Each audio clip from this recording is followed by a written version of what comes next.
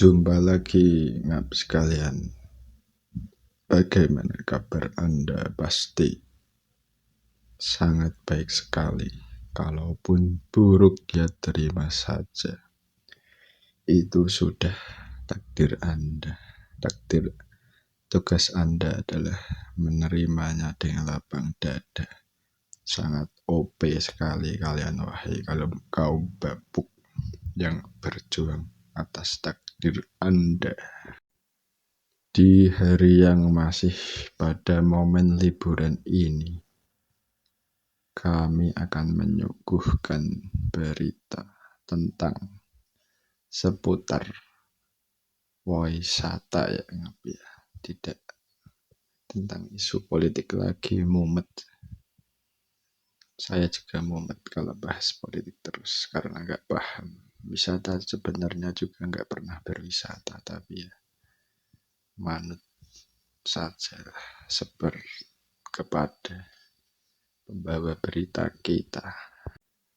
Baiklah ngap sekalian, mari kita sama-sama menyimak berita dari Mr. Fish tentang tempat wisata yang sangat menarik dan legend di Indonesia, bahkan the only one di dunia, yaitu Gunung Bromo. Kira-kira apakah yang akan disampaikan oleh Mr. Fish? Kita simak saja, pasti sangat tidak menarik. Menarik juga, gak apa-apa lah.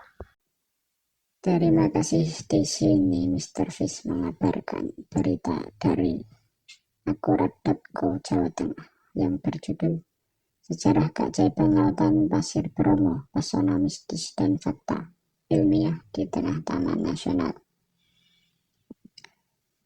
Taman Nasional Bromo Tengger Semeru selain dikenal dengan perbukitannya yang cantik, kawah dan yang menantang, dan sunrise yang eksotik, memiliki daya tarik lain yang tak kalah memikat, yaitu lautan pasirnya. Lautan pasir ini dikenal dengan sebutan Segara Wedi dan menjadi salah satu ciri khas unik Bromo, menjadi satu-satunya taman nasional di dunia yang memiliki lautan pasir. Lautan pasir Bromo seluas 5.920 hektar menjadi favorit wisatawan dengan ketinggian mencapai 2.100 mdpl. Melingkupi 5 gunung sekaligus, yaitu Gunung Bromo, Batok, Widodaren, Kursi, dan Watangan. Lautan pasir ini telah mencuri perhatian dengan keindahannya. Salah satu sorotan terkenal dari lautan pasir ini terjadi pada tahun 2002. Ketika digunakan sebagai lokasi syuting untuk film Pasir Berbisik yang dibintangi oleh Christine Hakim dan Dian Sastro. Film ini meraih penghargaan di berbagai festival film kelas dunia dan membawa popularitas baru pada lautan pasir Bromo yang sejak itu dikenal sebagai kawasan pasir berbisik. Kawasan ini memang tidak hanya indah secara visual, tetapi juga memiliki daya tarik suara yang khas. Saat angin bertiup menghasilkan suara seperti bisikan, memberi nama lautan pasir ini sebagai pasir berbisik. Ada beragam versi tentang asal-usul lautan pasir Bromo. Salah satunya berasal dari cerita rakyat yang berkembang di kalangan suku Tengger yang mendiami dataran tinggi Bromo. Menurut legenda ini terkait dengan kisah cinta Roro Antang dan Joko Seger bersama anak mereka Raden Kusumo yang menjadi dasar upacara kasada tahunan. Dalam folklore ini, Roro Antang dan Joko Seger belum menikah. Roro Antang yang sangat cantik menarik perhatian banyak pria, termasuk para raja dan orang sakti. Untuk menentukan pasangan hidupnya, Roro Antang menetapkan syarat bahwa pria yang ingin melamarnya harus mampu membuat lautan pasir sebelum ayam jantan berkokok pada pagi hari. Meskipun pria yang mencintainya berhasil membuat lautan pasir, sayangnya ayam berkokok lebih cepat membuat upaya tersebut dianggap gagal. Dikatakan bahwa bajak yang digunakan oleh pria itu kemudian berubah menjadi gunung Batok di sekitar Bromo. Meskipun cerita rakyat memberikan daya tarik mistis pada asal-usul lautan pasir, catatan ilmiah menunjukkan bahwa lautan pasir ini terbentuk melalui letusan kecil dua gunung yang bertabrakan di kawasan Bromo. Material vulkanik yang terlempar membentuk lembah besar di kaldera dan dengan kedalaman yang signifikan. Kaldera ini menjadi tempat untuk material vulkanik dari letusan selanjutnya. Proses ini menyebabkan penemukan material vulkanik dan membentuk lautan pasir yang indah di Taman Nasional Bromo Tengger Semeru. Dengan struktur pasir yang sangat halus dan warna hitam yang mirip pasir pantai, lautan pasir ini menjadi tempat yang unik dan menakjubkan. Vegetasi di kawasan ini terbatas, tetapi pemandangan tebing setinggi 200-600 meter yang melingkari pasir menambah kecantikan dan daya tarik visual lautan pasir Bromo. Taman Nasional Bromo Tengger Semeru dengan segala pesonanya tidak hanya menawarkan keindahan alam yang memukau, tetapi juga membawa warisan budaya melalui cerita rakyat yang melekat erat pada keunikan setiap elemen alamnya. Sekian.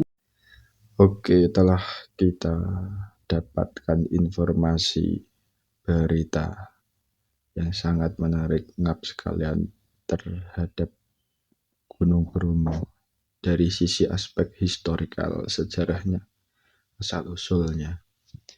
Bahwasanya dari berita tadi dikabarkan kita mendapat informasi Gunung Bromo mulai viral, mulai disorot banyak mata pada tahun 2002 setelah meledaknya, setelah membuminya film Pasir Berbisik sehingga dikenal dunia. Kemudian asal-usul Gunung Bromo ini terdapat beberapa versi yang ya. Dari sisi budaya melalui kaum suku Tengger, bahwasanya terdapat cerita atau turun temurun akan asal-usul Gunung Bromo, yaitu melalui kisah Roro Anteng dan Joko Seger, di mana Roro Anteng yang sangat cantik membuat sayembara. Bagi siapapun yang ingin melamarnya harus bisa membuat lautan pasir sebelum ayam berkokok di pagi hari. Tetapi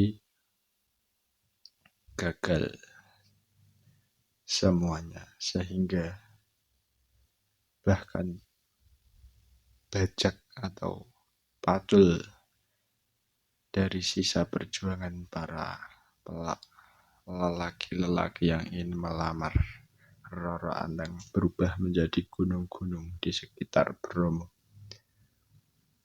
Itu dari cerita mistisnya, dari segi budaya. Tetapi ada juga penjelasan ilmiah terhadap terjadinya fenomena lautan pasir Gunung Bromo, yaitu terdapat dua gunung yang meletus sedikit demi sedikit sehingga terjadi penumpukan material vulkanik di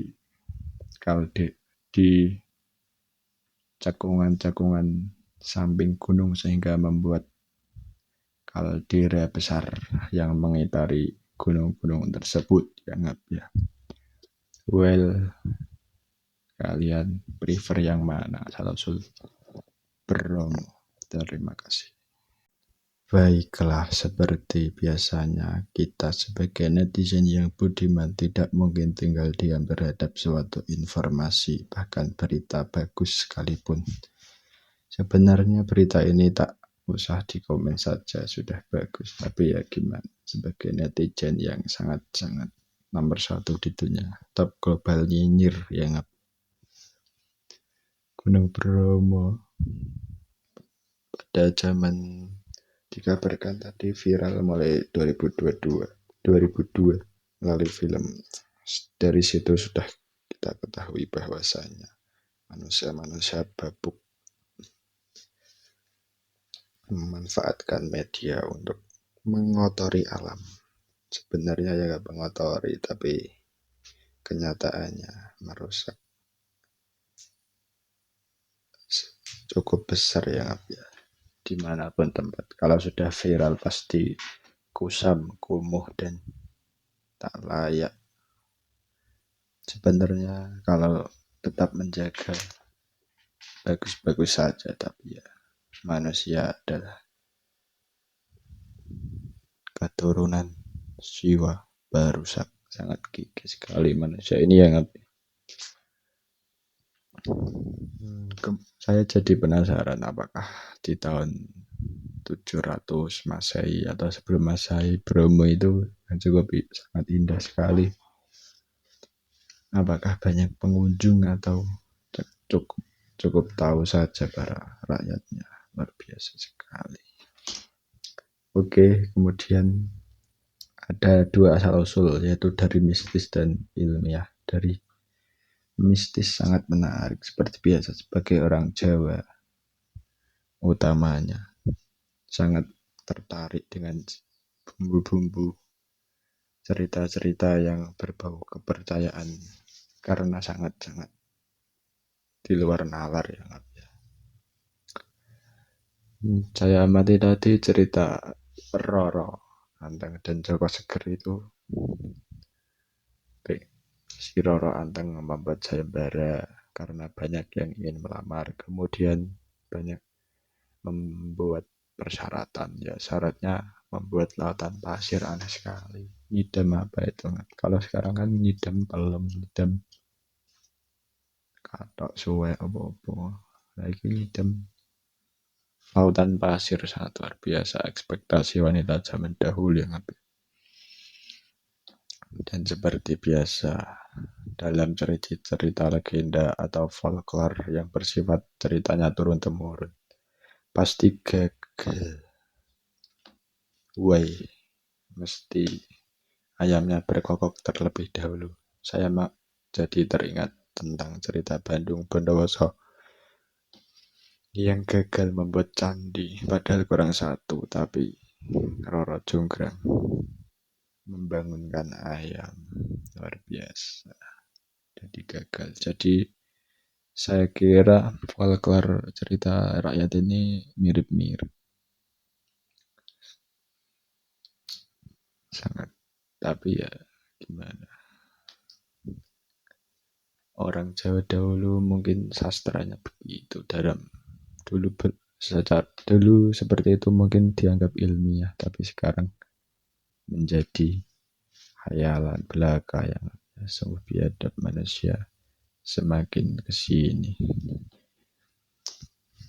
Kemudian dari ilmiah yang kita anggap logis di zaman saat ini karena pemikiran itu berdasarkan logika yang kuat dari para ahli yang meneliti bahwasanya lautan pasir Bromo terbentuk dari letupan pegunungan yang berada di kawasan Bromo sehingga menimbulkan full efek menyembulkan material vulkanik dan kerontok tersisa di bawah gunung, kemudian membentuk kaldera besar yang mengelilinginya.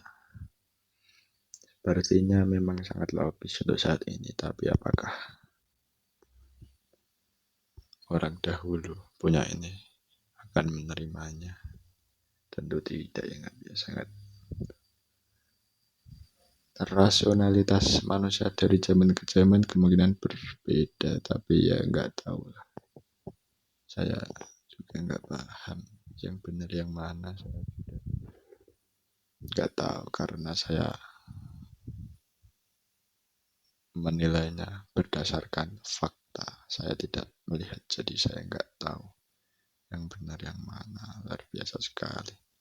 Meskipun babu, kita harus tetap berkompeten ya. Jangan ragu kalau kita babuk, tapi ragulah kalau kamu pura-pura hebat. Wow. Sekian, terima kasih. Kalau kurang menarik dan kurang epic, udahlah, gak apa-apa.